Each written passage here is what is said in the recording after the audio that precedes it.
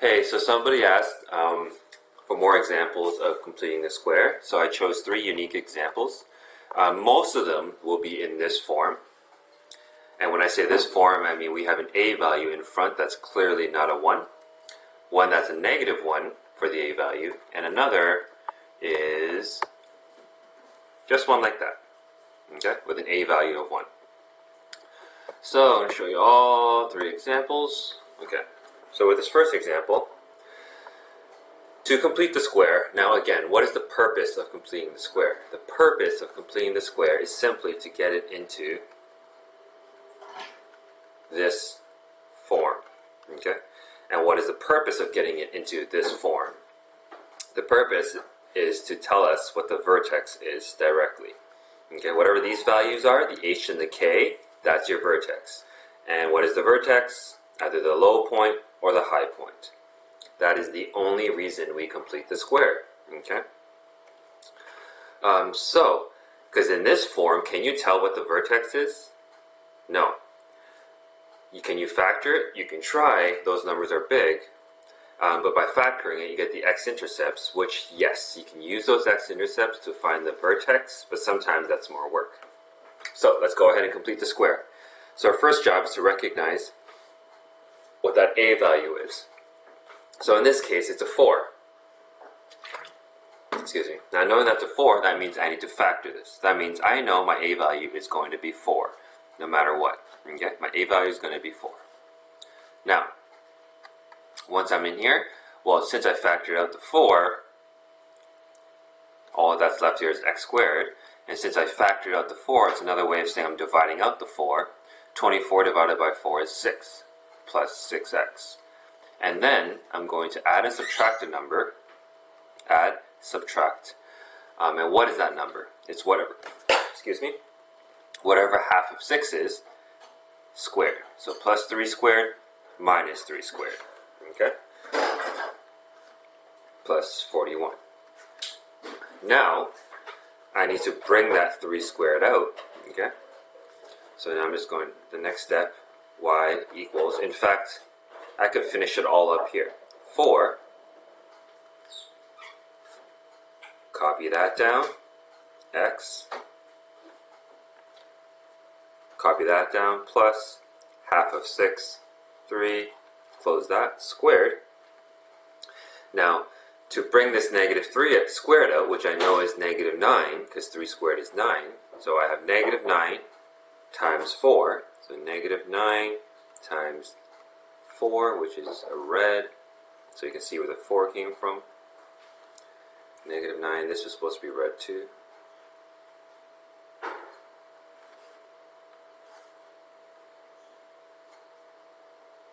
Okay, negative 9 is supposed to be pink. Negative 9 times 4, and then you got the plus 41 at the end. Okay, and then your last step is simply to put all this together. So you have y equals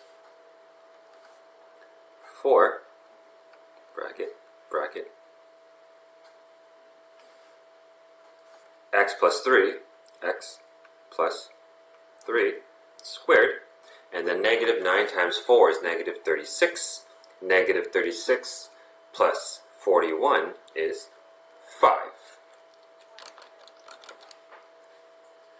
Plus 5. And you're done. So that means the vertex is at negative 3, 5. Vertex is at negative 3 and positive 5. Negative 3, change the sign, keep the sign. Negative 3, 5. Done. Okay, so same thing over here for this example. I'm going to go through the exact same steps. Y equals, so identify what the a value is. Well, what is the a value? There's nothing there, so it's a negative 1. Okay, so open up the brackets. And what do I get in the bracket? Well, I took out the negative 1 from here, so it's just an x squared. 8 divided out by negative 1, I get negative 8x. Okay, and then I get plus 4 squared. How do I get 4? That's half of 8 minus 4 squared. And then I'm going to copy down the 10. Okay, so I don't know why the color changed, but you get the idea. I'm not going to go through the colors. Okay, now y equals negative 1. And then what goes in here? Well, I'm just going to put this square. Okay. And x, copy down the negative, half of 8 is 4 squared. And then what goes on the outside? Well, I know I have a negative 16 there, right? 4 squared is 16. So what's negative 16 times negative 1? That'll give me plus 16. So again, negative 16 times negative 1 plus 16 minus 10. And that's my final answer. Y equals negative 1 bracket x minus 4 squared. And 16 minus 10 is negative 6, or positive 6, sorry. Done.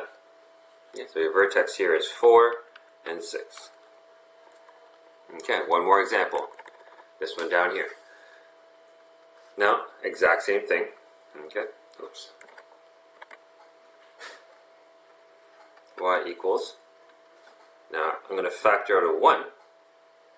Okay, but it seems a little redundant, doesn't it? It does.